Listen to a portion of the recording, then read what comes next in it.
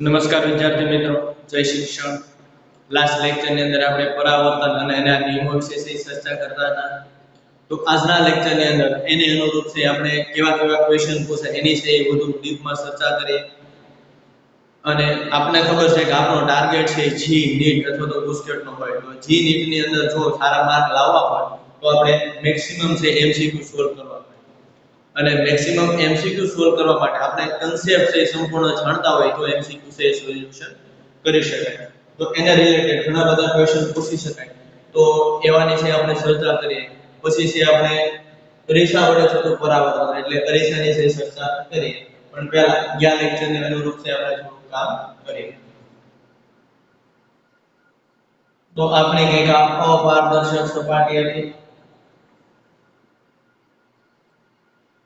આ સપાટીને દોરેલો લંબ હતો. આ સપાટીને દોરેલો લંબ હતો. અહીંયા કંઈક આપણું આપાત બિંદુ હતું. એક પ્રકાશનું ત્રાંસુ કિરણ આ સપાટી ઉપર આવતું હતું. પ્રકાશનું ત્રાંસુ કિરણ એક સપાટી ઉપર આવતું હતું એને આપણે આપાત કિરણ કહેતા હતા. આપાત બિંદુએ સપાટીને દોરેલા લંબ સાથે જે ખૂણો બનાવે એને આપણે આપાત કોણ કહેતા હતા. એને થીટા i વડે દર્શાવતા. હવે પરાવર્તનના નિયમો અનુસાર આપાત કોણ અને પરાવર્તન કોણ સમાન હોવું જોઈએ. એટલે વળી પાછું અપારદર્શક સપાટી પર પ્રકાશ આવ્યો એટલે પાછું ફેંકાણો એ ઘટનાને આપણે પરાવર્તન કહીએ. એટલે આ ખૂણો થઈ ગયો આપણો પરાવર્તન કોણ થીટા r. આપાત કોણ પરાવર્તન કોણ. આપાત કિરણ આ પરાવર્તિત કિરણ. બરોબર છે. બીજી વસ્તુ આપણે એક ભણી ગયા કિરણ પ્રકાશ શાસ્ત્ર માટેની છે ત્રણ પૂર્વધારણાઓ ભણી ગયા. જો એનો ગતિપથ કિરણની દિશા ઉલટા હોય તો એનો ગતિપથ ઉલટાઈ જાય.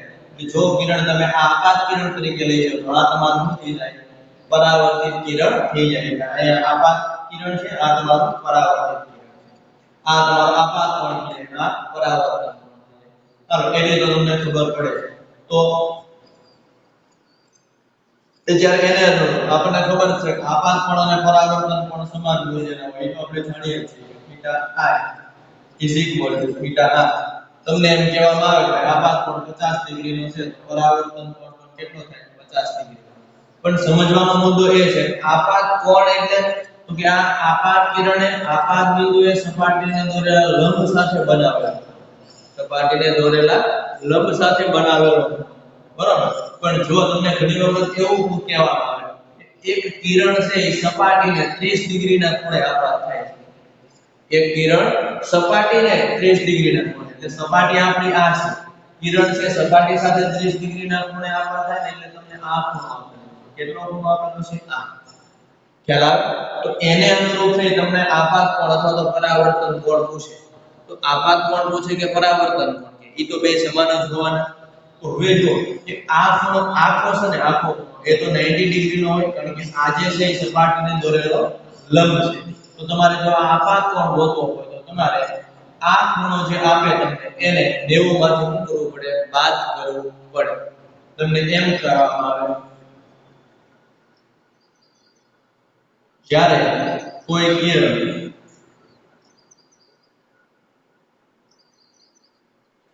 સપાટી સાથે 60 ડિગ્રીના કોણે આપાત થાય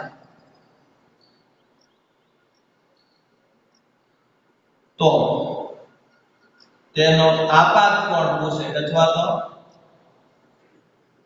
પરાવર્તન કોણ પૂછે.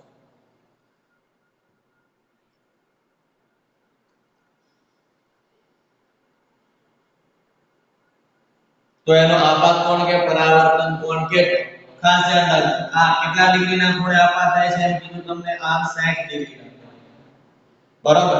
સપાટી સાથે 60 ડિગ્રીના ખૂણે આપાત થાય છે. તો આ ટોટલ ખૂણો કેટલો હોય 90 ડિગ્રીનો. તો તમારે આ થીટા i ગોતવું હોય તો તમારે શું કરવું પડે? 90 - 60. શું કરવું પડે? 90 - 60. તો તમે આપાત કોણ થીટા i થીટા r તમારે શું કરવું પડે? 90 - 60. અને 90 - 60 એટલે કેટલા થઈ જાય? 30 ડિગ્રી. તો તમારો જવાબ આવશે 30 ડિગ્રી. તમારો જવાબ કેટલો આવશે? 30 ડિગ્રી.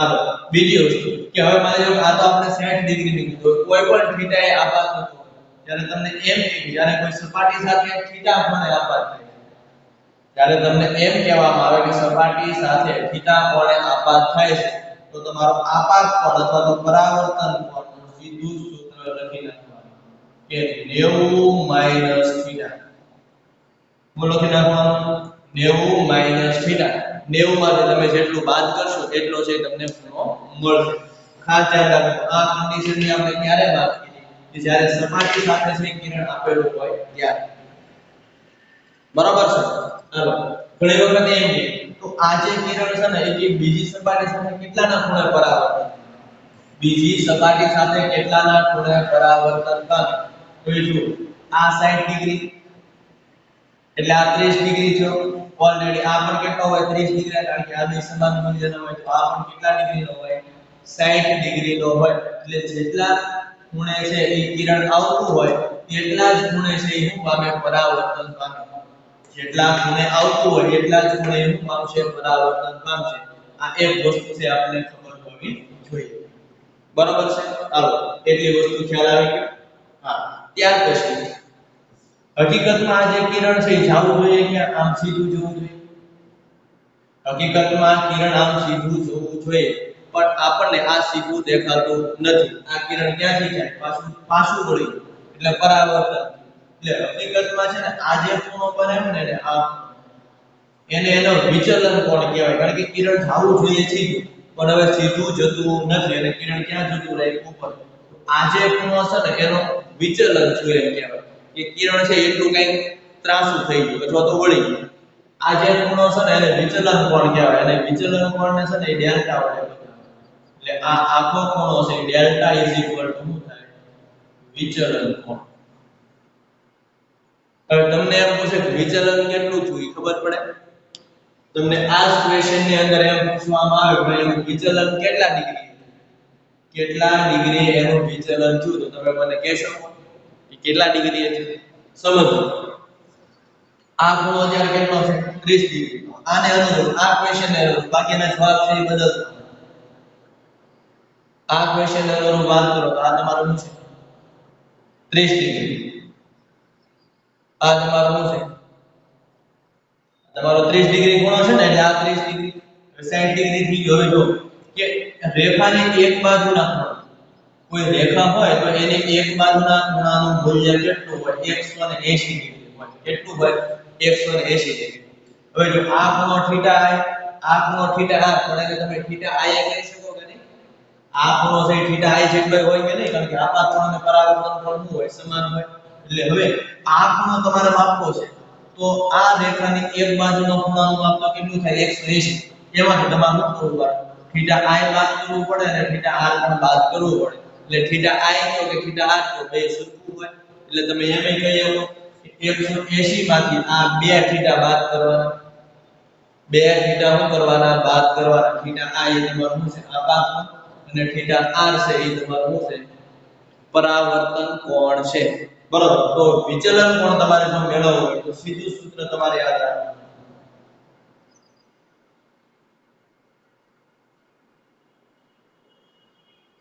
વિચલન કોણ માટે વિચલન કોણ delta AC 180 2 theta i 2 theta i એટલે આપાત કોણ તમે એમ પણ લખી શકો કે 180 2 થીટા i આ બંને સૂત્ર છે આપણે વિચલન કોણ માટે છે યાદ રાખશો બરોબર હવે તમને કોઈ પણ ક્વેશ્ચન પૂછવામાં આવે આને તો તમે શેનો જવાબ આપી શકો માની લો કે તમને એમ કહે કે કોઈ કિરણ છે એ 30 ડિગ્રીના કોણે આપાત થાય છે કોઈ કિરણ છે એ 30 ડિગ્રીના કોણે આપાત થાય છે નામ ન પાડે 30 ડિગ્રીના કોણે આપાત થાય છે આપાત કોણ કેટલો છે તમારા પાસે આપાત કોણ કેટલો છે 30 ડિગ્રી હવે માની લો કે એના કરતા આપણે કંઈક નવું કહીએ આપાત કોણ 45 ડિગ્રી છે તો કિરણ કેટલા ખૂણે વિચલન કિરણ કેટલા ખૂણે વિચલન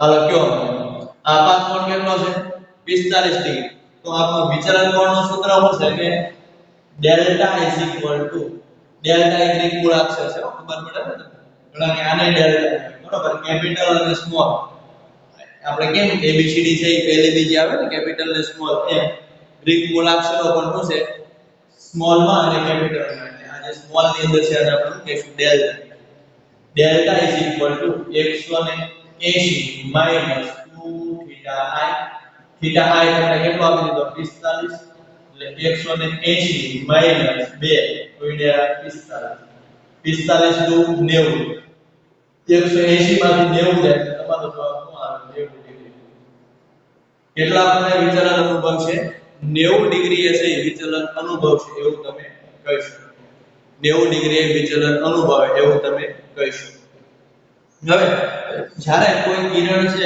એ સપાટીને લંબરૂપી આપાત થતું હોય ગઈકાલે આપણે વાત કરી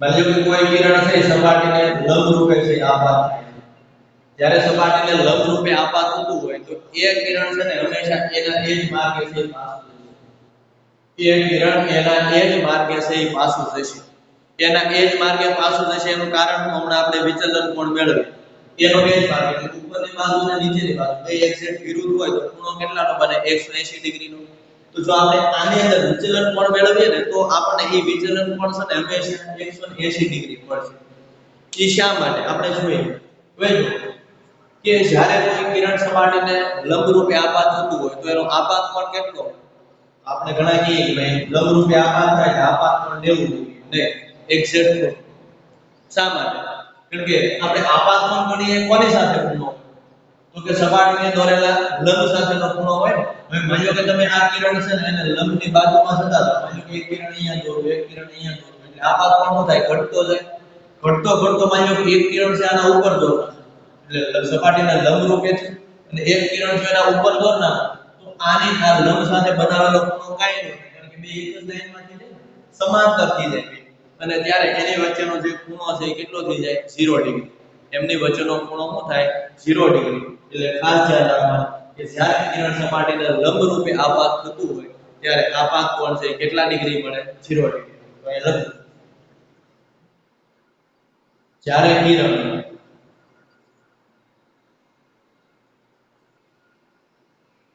સપાટીને લંબ રૂપે આપાત થાય ત્યારે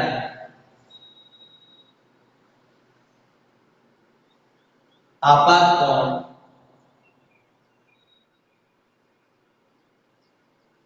0 ડિગ્રી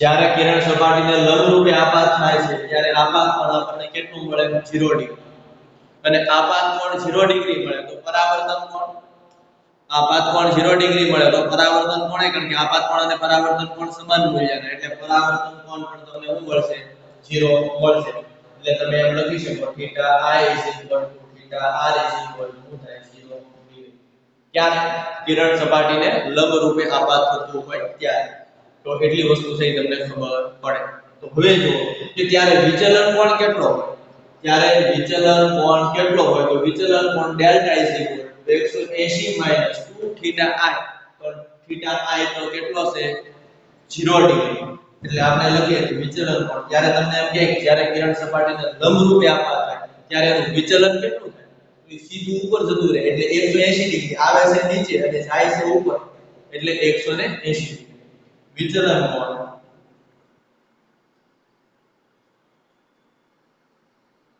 કોણ delta is equal to 180 minus 2 theta I theta I ની વેલ્યુ કેટલી છે 0 180 માઈનસ 2 ગુણ્યા 0 કરો તો 0 જ આવશે એટલે તમારો જવાબ આવશે 180 ડિગ્રી બરાબર તો આવા ક્વેશ્ચન છે આપણને પૂછાય તો આપણને ખબર હોવી જોઈએ બરાબર આવું બુક ની અંદર નો આપ્યું હોય પણ ઘણાને એમ થાય આ તો ક્યાં સુધી જાય આવું લઈ આવવાનું ન હોય આવી આપણને ખબર હોવી જોઈએ આવા તમને ઘણા બધા છે તમે બુક ની અંદર જો MCQ સોલ્વ કરતા હો બરાબર સ્વાધ્યાય પોથીના છે બરાબર દર્પણના છે તો એની અંદર છે એવા ક્વેશ્ચન તમને કંઈક આપેલા જોવા મળે તો તમે એના જવાબ છે એ લખી શકો હાલો તો હવે જે આપણે વાત કરવાની છે કે સીધી સપાટી સમતલ સપાટી વડે આપણે છે એ પરાવર્તન છે એ આપણે ભણી ગયા, પણ હવે જે આપણે વાત કરવી છે એ અરીસા વડે થતું પરાવર્તન. અને જો અરીસા વડે થતું પરાવર્તન ભણવું હોય તો પહેલા આપણે અરીસા વિશે છે એ ભણવું પડે. તો મુખ્યત્વે છે ને એ અરીસાના બે પ્રકાર છે, એક સમતલ અરીસા અને બીજું છે એ ગોળીય અરીસા. એટલે હવે આપણે વાત કરીએ અરીસા વિશે. જો કે ઓલરેડી તમે ધોરણ 10 ની અંદર છે એ ભણેલા છો. અરીસાના મુખ્યત્વે છે કેટલા પ્રકાર છે? બે. એક સમતલ અરીસા અને બીજું છે એ ગોળીય અરીસા.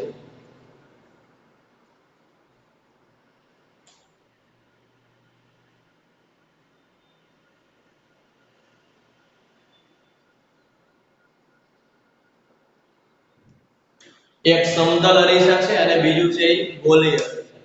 હવે જો સમતલ અરીસા કોને કહેવાય? જે અરીસાની સપાટી છે એ સીધી હોય, સ્ટ્રેટ. જે અરીસાની સપાટી કેવી હોય? સીધી. એટલે કે અહીંયા જે આપેલું છે ને એ ટાઈપ. અહીંયા સપાટી કેવી છે? સીધી. એટલે સ્ટ્રેટ સીધી સપાટી હોય તો એવા અરીસાને શું કહેવાય? સમતલ અરીસા. અને બીજું છે એ ગોળીય અરીસા. એટલે કે જે અરીસા હોય ને એની સપાટી છે એ વક્રાકાર. જે અરીસાની સપાટી વક્રાકાર હોય અથવા તો ગોળીય હોય. ગોળીયને આ રીતની જો કોઈ સપાટી હોય, બરોબર, તો એને ગોળીય સપાટી અથવા તો શું કહેવાય? વક્રાકાર સપાટી કહેવાય. તો એવા અરીસા છે ને એને શું કહેવાય? ગોળીય અરીસા તરીકે છે એ ઓળખવામાં આવે. અને ગોળીય અરીસાના પાછા બે પ્રકાર છે. ગોળીય અરીસાના પણ પાછા કેટલા પ્રકાર છે? મુખ્ય બે. એક અંતર્ગોળ અરીસો અને બીજો છે બહિર્ગોળ અરીસો. તો આપણે એની વિશે વાત કરીએ.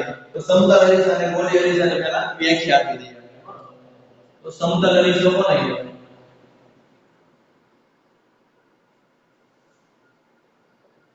જે અરીસાની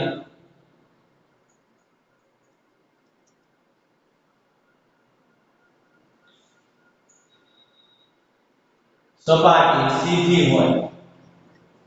જે અરીસાની સપાટી કેવી હોય? સીધી હોય. તો તેને આપણે શું કહીશું? સમતલ અરીસા કહે છે. તેને સમતલ અરીસા કહે છે. બીજું છે ગોળીય અરીસા.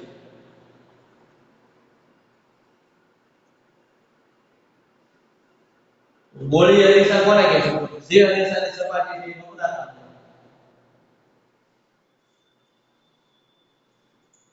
જે અરીસાની સપાટી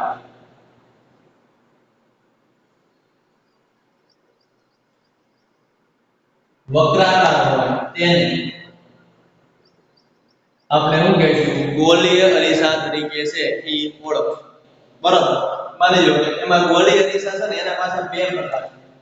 એટલે આપણે અહીંયા લખી એના પ્રકાર પાડી દઈએ. ગોળીય અરીસા.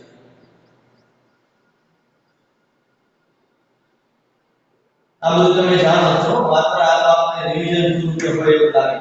ગોળીય અરીસાના મુખ્ય બે પ્રકાર ક્યાં ક્યાં? એક અંતર્ગોળ અરીસા અને બીજું છે બહિર્ગોળ અરીસા.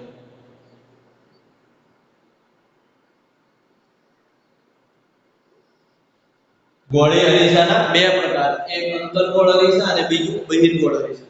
તો જો અંતર્ગોળ અરીસા કોને કહેવાય અને બહિર્ગોળ અરીસા કોને કહેવાય? બરોબર. તો આપણે સીધી આમ તો ખબર પડે. અંતર્ગોળ અરીસા તમે ભણીને જ આવ્યા છો.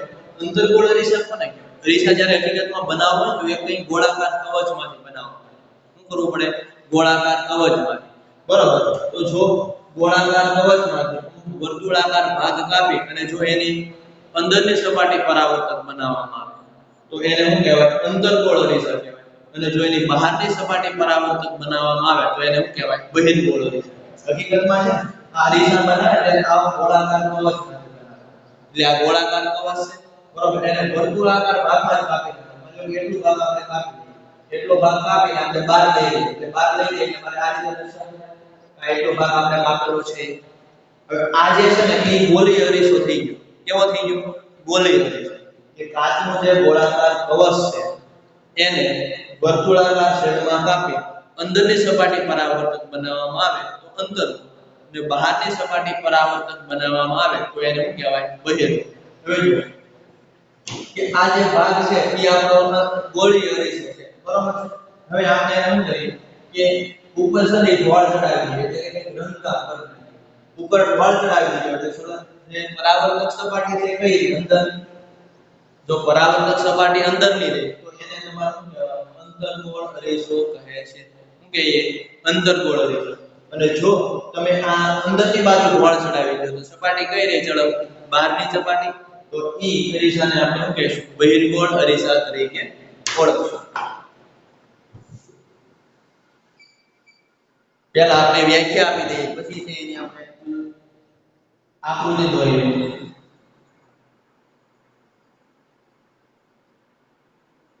કાચના ગોળાકાર કવચને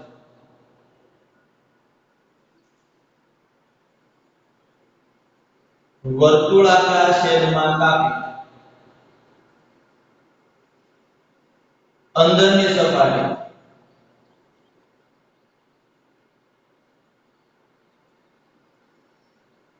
પરાવર્તક બનાવવામાં આવે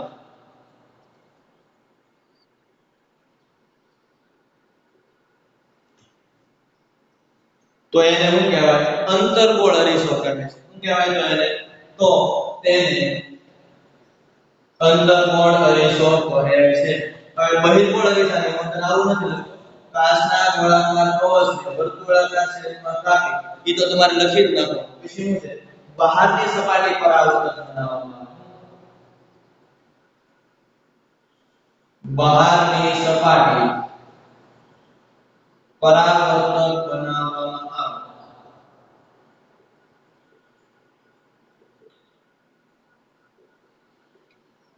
તો તેને શું કહેવાય બહિર્ગોળ અરીસા કહે છે શું કહેવાય બહિર્ગોળ અરીસા કહે છે અંતર્ગોળ અરીસાને આપણે આકૃતિ દોરીએ આ જે અરીસો છે બરોબર આ ગોળી અરીસો અત્યારે તમે આને કહો તો શું કહેવાય ગોળી અરીસો કારણ કે આની અંદર કે બહારની સપાટી આપણને કઈ ખબર છે નહીં કઈ પરાવર્તક હવે માની લો કે તમે આને ઉપર છે ને ઢોળ ચડાવી ઉપર ઢોળ ચડાવી દો તમારો કેવો અરીસો થઈ ગયો અંદર કેવો અરીસો થઈ ગયો અંતર મતલબ આ રીતે દોરી શકે મતલબ આ છે તમારો થઈ કેવો છે ઘણા કે બહિર નહીં એક પ્રકારનો નથી આ જ્યારે જે ગોળી અરીસો કહેવાય શું કહેવાય ગોળી અરીસો આ જે ગોળી અરીસો છે મતલબ આ રીતે છે ઢોળ ચડાવી એટલે બહારની સપાટી પર ઢોળ ચડાવી દો અંદરની સપાટી કેવી થઈ પરાવર્તક તો આ જે અરીસા છે એને શું કહેવાય આવા અરીસાને શું કહેવાય અંતર્ગોળ અરીસા કહે છે હજી તમારે દોરો અહીંયા છે આ રીતે અહીંયા તમે બહાર ઢોળ ચડાવી દો આને શું કહેવાય અંતર્ગોળ અરીસો અને બહિર્ગોળ અરીસા તમારે વાત કરીએ આ રીતે અરીસો જોયો અંદરની સપાટી પર આપણે ઢોળ એટલે બહારની સપાટી કેવી બનાવવામાં આવી બહારની સપાટી કેવી બની પરાવર્તક અંદર છે રંગકામ કરે એટલે બહારની સપાટી છે ચળકતી હશે બરોબર એટલે એના ઉપર છે ઈ પરાવર્તન થશે તો આને શું કહેવાય બહિર્ગોળ અરીસો આ રીતે પણ તમે દર્શાવો આ રીતે પણ આપણે દર્શાવી શકીએ અંદરની સપાટીનું પણ રંગકામ કરી દેવાનું એટલે બહારની સપાટી તમારે શું થઈ જાય ચળકતી એટલે કેવો અરીસો કહેવાય બહિર્ગોળ અરીસો કહેવાય આ રીતે પણ તમે દર્શાવી શકો આ અરીસાને પણ આપણે શું કહેવાય બહિર્ગોળ અરીસો કહેવાય શા માટે અંદરની સપાટી ઉપર રંગકામ કરેલું છે ચળકતી સપાટી કઈ છે બહારની સપાટી કેવી છે ચળકતી છે તો આ અરીસા છે બધા છે બહિર્ગોળ અને આ બધા છે અંતર્ગોળ આપણને એટલી ખબર હોવી જોઈએ અંદરની સપાટી ચળકતી હોય તો અંતર્ગોળ અને બહારની સપાટી ચળકતી હોય તો એને શું કહેવાય બહિર્ગોળ ચળકતી હોય એનો મતલબ કે ત્યાં રંગકામ નહીં કરેલું હોય એના હોય ઈ બધા શું છે એના ઉપર ઢોળ ચડાવેલો છે રંગકામ કરેલું તો એટલી વસ્તુ છે અરીસાની વિશે છે આપણે ખબર હોવી જોઈએ નેક્સ્ટ લેક્ચરમાં આપણે ગોળી અરીસા વિશે વિસ્તૃત માહિતી માટે એના પારિભાષિક શબ્દો વિશે ચર્ચા કરશું